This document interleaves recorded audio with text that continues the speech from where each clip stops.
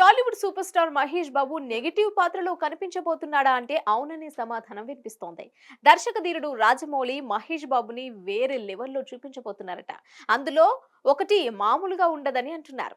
Super star Mahesh Babu ఇప్పటి వరకు pan India project చేయలేదు. కానీ ఇప్పుడు డైరెక్ట్ గా రాజమౌళితో హాలీవుడ్ సినిమాను చేస్తున్నాడు. అన్లిమిటెడ్ బడ్జెట్ తో ఈ సినిమా తెరకెక్కుతోంది.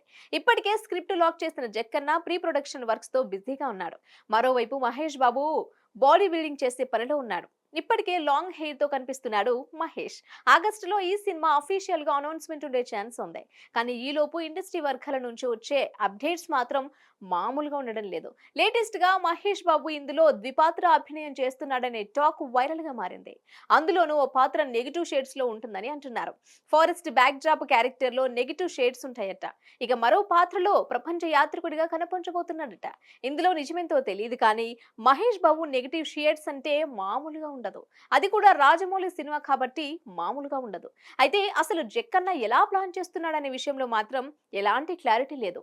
అనౌన్స్మెంట్ వస్తే గానీ ఇలాంటి విషయాల్లో ఓ క్లారిటీ రాదు. కానీ ప్రెజెంట్ ఆర్టిస్టుల ఎంపిక కోసం టెస్ట్ షూట్ జరుగుతున్నట్లుగా సమాచారం.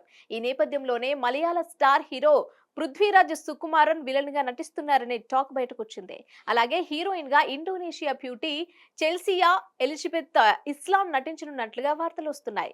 మరి SSMB 29 ఎలా ఉంటుందో చూడాలి. హిట్ టీవీ యాప్ ని డౌన్లోడ్ చేసుకోండి. ఇందులో short news, live news, entertainment movies అన్ని అవైలబుల్ గా ఉన్నాయి. Please download Hit TV app. Hit TV app hit TV యాప్ని ఫ్రీగా డౌన్లోడ్ చేసుకోండి.